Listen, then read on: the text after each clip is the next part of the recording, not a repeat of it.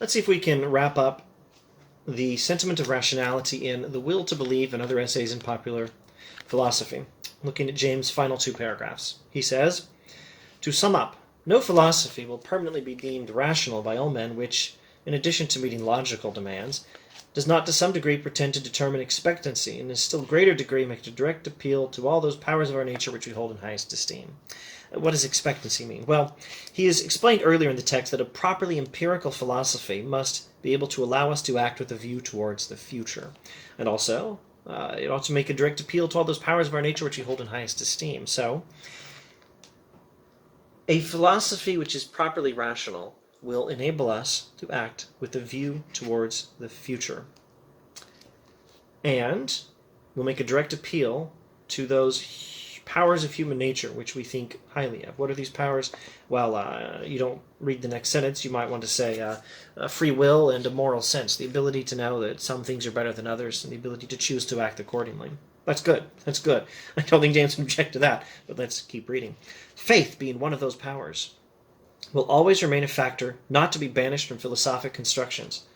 The more so, since in many ways it brings forth its own verification. In these points, then, it is hopeless to look for literal agreement among mankind.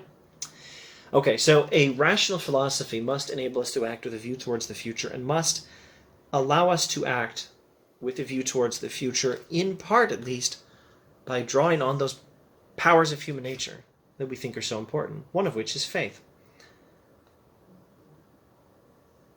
And so, don't banish faith, especially since some beliefs, as we've explained in earlier videos, as he's explained earlier in the text, some articles of faith, some belief in what can still be doubted, some instances of faith create their own verification.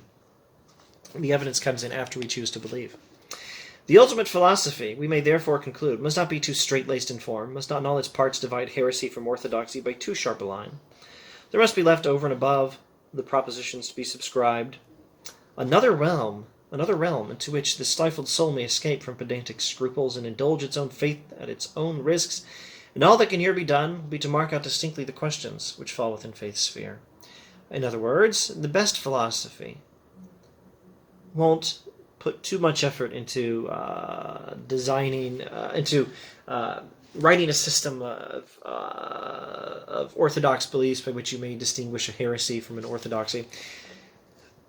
The ultimate philosophy won't be too straight-laced in form. It will recognize another realm into which the stifled soul may escape from pedantic scruples and indulge its own faith at its own risks. The proper philosophy will make room for faith. The proper philosophy will mark out distinctly the questions which fall within faith's sphere. A proper philosophy will allow us to believe in, to have faith, to exercise that power, and to believe in things like, going back a couple of paragraphs, God, duty, freedom, and immortality, to believe in free will, in some sort of life after death, in the existence of God, and in the reality of our moral obligations, our duties. A proper philosophy will allow us this faith, not only because it enables us to act with a view towards the future, not only because it makes a direct appeal to those powers of human nature that we think are important, not only because faith can create its own verification in some cases, but all of those things combined. For this reason, the ultimate philosophy will make room for faith. He sounds a bit like Kant in some respects, and in some respects he is.